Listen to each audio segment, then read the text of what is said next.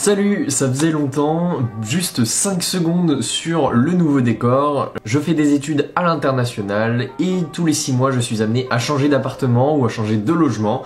Donc c'est pour ça que vous êtes encore dans un nouveau décor. Ce décor sera là pour 5-6 mois et ensuite je rechangerai de nouveau. Il y aura peut-être un petit peu moins de vidéos le temps que je trouve mon rythme et ensuite ça reviendra à la normale. Allez, introduction.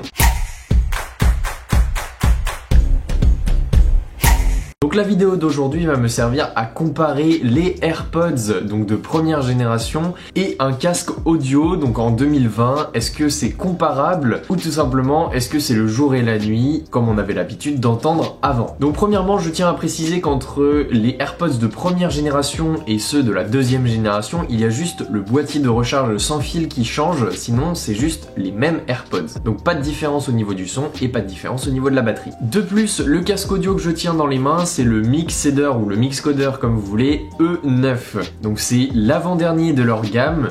Je présenterai peut-être sur la chaîne le nouveau qui est sorti il y a assez longtemps mais qui vaut le détour puisque ce casque là vaut tout simplement 79 € et c'est tout simplement un des meilleurs casques que j'ai pu tester ou alors qui vaut largement certains concurrents sur le niveau de son qu'ils proposent. Donc j'ai été en vacances comme vous tous, maintenant c'est la rentrée, bon courage à vous si vous êtes rentrés. Dites-moi d'ailleurs en dessous dans les commentaires en quelle classe vous êtes ou tout simplement en quelle formation vous êtes, ça m'intéresserait de savoir à qui je parle. Et tout simplement en vacances j'ai pu tester à la fois ce casque dans les transports en commun et les AirPods pendant toutes les vacances dans des endroits différents. Je vais pouvoir vous les décrire tous les deux indépendamment et ensuite je ferai un petit fight entre les deux. Donc premièrement ce casque là je l'ai présenté sur la chaîne, c'est le Mixcoder E9 et tout simplement malgré la qualité de fabrication avec du plastique un peu partout, il est super confortable au niveau des coussins, il ne fait pas mal à la tête à long terme et avec des longues sessions d'écoute et ce qui est énorme pour 79 € c'est qu'il a la réduction de bruit active. C'est incroyable cette fonction. Pour 79 € vous imaginez que ce n'est pas le casque le plus performant du monde au niveau de sa réduction de bruit active,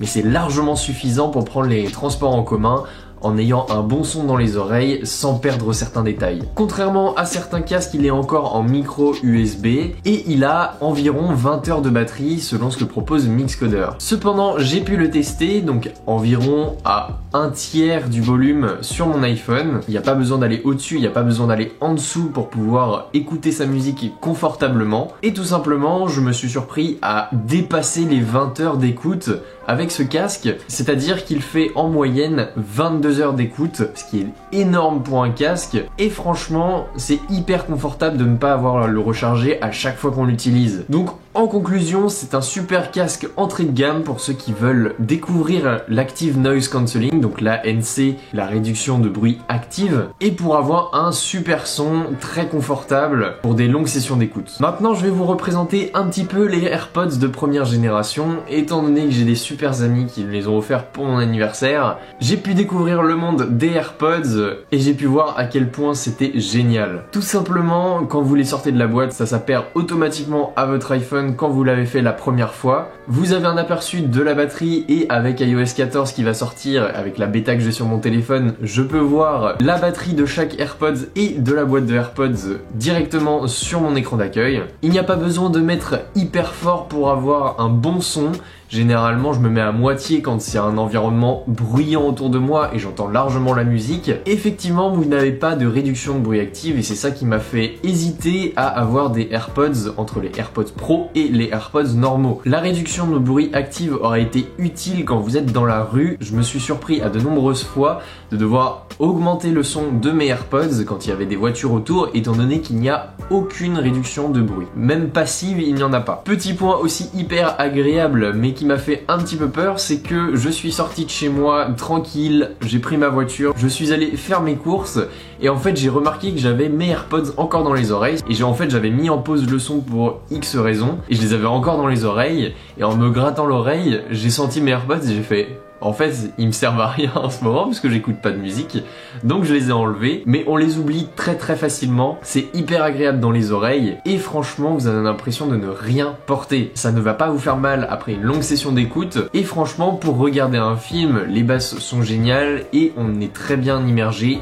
dans le film ou dans sa musique. Parlons maintenant de la batterie. Apple certifie qu'il y a 24 heures d'autonomie au total dans le boîtier et qu'on peut, avec une seule recharge complète des AirPods, tenir 5 heures avec les AirPods dans les oreilles. Donc une petite correction, quand il y a un environnement bruyant autour de vous, vous êtes obligé d'augmenter le volume. Et pour les AirPods de première génération, même si c'est la même batterie, je tiens environ 3h30, 4h, mais je ne tiens pas 5 heures. Je n'ai pas l'impression de tenir 24 heures avec le boîtier de recharge. En les ayant utilisés régulièrement, j'ai pu tenir une bonne petite semaine, donc 5 jours à peu près, avec mes AirPods plusieurs heures par jour dans les oreilles. Bon, je dirais plutôt une bonne quinzaine d'heures, plus vers les 17 que les 15, mais franchement, c'est super bien de les avoir puisque ça rentre dans une poche, c'est hyper petit et au final je me suis rendu compte que je n'étais pas le client des AirPods Pro puisque j'ai déjà à mes côtés un casque avec réduction de bruit active et franchement qu'on se le dise, c'est chiant quand on arrive dans son lit d'avoir son casque sur les oreilles, on ne peut pas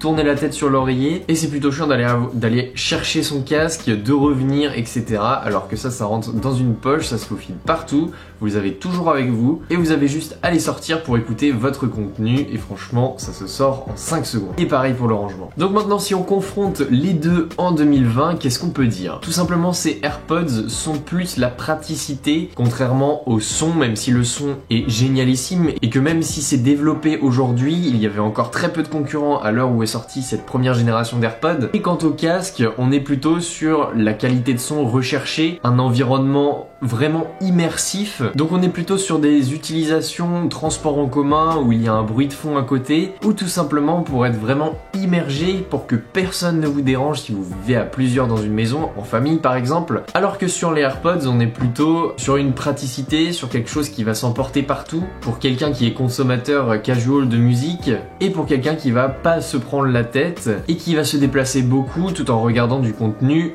ou écouter de la musique. Petite précision sur les AirPods de première génération, ce que je trouve énorme puisque j'ai pu avoir des cours en Zoom pendant le confinement avec ces AirPods. J'ai mesuré, puisque je n'avais plus de batterie en plein milieu d'une conférence, j'ai mesuré combien de pourcents en 10 minutes les AirPods peuvent reprendre. Mes AirPods étaient tombés à 12%, en 10 minutes ils sont remontés à 69%. Quant à la boîte, elle est passée de 80 à 71%. Donc un petit peu plus de 50% de batterie en plus en 10 minutes pour les AirPods et pour le boîtier, on a 9% en moins. Donc c'est juste énorme et c'est ultra pratique dans le sens où si vous avez une conférence Zoom, vous ne voulez pas déranger, vous posez vos AirPods pendant 10 minutes, pendant une pause par exemple, et vous les reprenez ensuite et vous pouvez finir la conférence large. Alors qu'avec le casque, vous n'avez pas votre câble micro USB toujours à portée de main et c'est un petit peu chiant quand il faut le recharger. Cependant, vous pouvez toujours recharger le boîtier de vos AirPods s'il est vide pendant que vous utilisez vos AirPods dans vos oreilles. Donc voilà, avec mon analyse, j'espère que vous pourrez avoir votre avis. Nous, on se retrouve sur les réseaux sociaux. Abonnez-vous et activez la cloche, c'est très important. Et n'oubliez pas les petits pouces bleus.